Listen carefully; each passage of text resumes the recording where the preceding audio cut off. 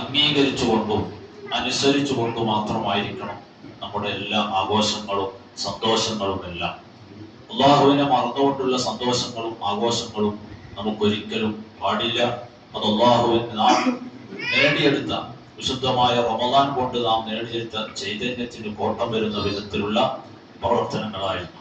അതുകൊണ്ട് തന്നെ നാം ഓരോ ആഘോഷങ്ങൾ വരുമ്പോൾ ആഘോഷിക്കാൻ വേണ്ടി ഇസ്ലാം പറയുന്നത്, പെരുന്നാളായാലും മറ്റാഘോഷങ്ങളായാലും ഏറ്റവും കൂടുതൽ നാം മുൻഗണന നൽകേണ്ടുന്നത്, നമുക്ക് ഇന്നത്തെ ഈ ആഘോഷത്തിന് മുൻഗണന നൽകേണ്ടുന്നത് നമ്മുടെ കുടുംബ ബന്ധങ്ങൾ ചേർക്കുക, കുടുംബങ്ങളെ സന്ദർശിക്കുക, അവരെ സന്തോഷിപ്പിക്കുക, അവരെ പോയി കാണുക, അങ്ങനെയുള്ള കുടുംബങ്ങളുമായി ബന്ധപ്പെട്ട കാര്യങ്ങളാണ് ആദ്യമായിട്ട് നാം ചെയ്യേണ്ടത്.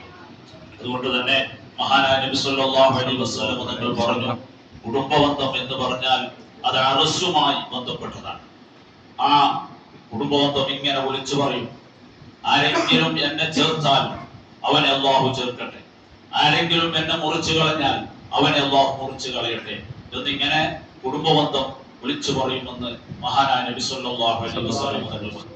അതുകൊണ്ട് തന്നെ ഏത് കാര്യങ്ങൾ എടുത്ത് പരിശോധിച്ച് നോക്കിയാലും ഏത് സൽക്കർമ്മത്തിന്റെയും പിന്നിൽ അല്ലാഹു തആല അത് സ്വീകരിക്കണമെങ്കിൽ നബി സല്ലല്ലാഹു അലൈഹി വസല്ലം തങ്ങൾ പലപ്പോഴും പറഞ്ഞത് കുടുംബക്കാരെ പരിഗണിക്കാത്ത ഒരു അമലും സ്വീകരിക്കപ്പെടുകയില്ല എന്നുള്ളതാണ്.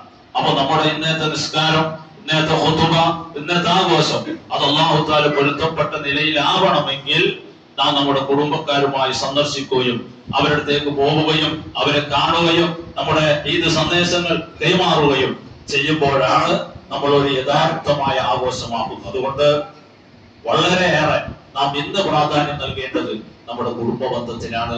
അതുകൊണ്ട് തന്നെ എവിടെയാണോ ദൂരമുള്ള സ്ഥലത്ത് കുടുംബങ്ങൾ ഉണ്ടെങ്കിൽ അവരെ പോയി നമുക്ക് സന്ദർശിക്കാൻ കഴിയുമെങ്കിൽ അവരെ പോയി സന്ദർശിക്കുക. ഇനി അങ്ങനെ ആവില്ലെങ്കിൽ കുടുംബക്കാരെ വിളിച്ച് ഫോണിലെങ്കിലും വിളിച്ചിട്ട് ആ ബന്ധവും നമ്മുടെ ഈ സന്തോഷവും ഈ സന്ദേശവും ഒക്കെ അവരിലേക്ക് അറിയിക്കുകയും ചെയ്താൽ നാം ഒരു കുടുംബബന്ധം പുലർത്തിയവരായി അല്ലാഹു സുബ്ഹാനഹു വ തആല തൗഫീഖ് നൽകുമാറാവട്ടെ.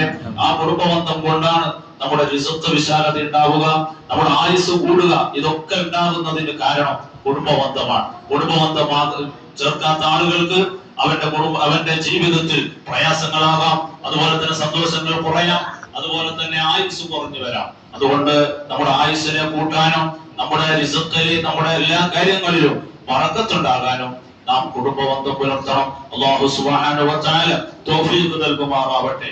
കുടുംബബന്ധം ഊട്ടിയുറപ്പിക്കുക എന്നത് വളരെ പുണ്യമുള്ള കാര്യമാണ്. അതുകൊണ്ട് എവിടെയെങ്കിലും നമ്മൾ പിണങ്ങി പോയിട്ടുണ്ടോ, അല്ലെങ്കിൽ ചെറിയ നിസ്സാരമായ പിണക്കം എവിടെയെങ്കിലും ഉണ്ടെങ്കിൽ ഇന്നത്തെ ദിവസം നാം അവരെ പോയി ചേർത്ത് പിടിച്ച് ആ കുടുംബബന്ധത്തെ ഇണക്കിയാൽ വലിയൊരു പ്രതിഫലമാണ് നമുക്ക് ലഭിക്കുക.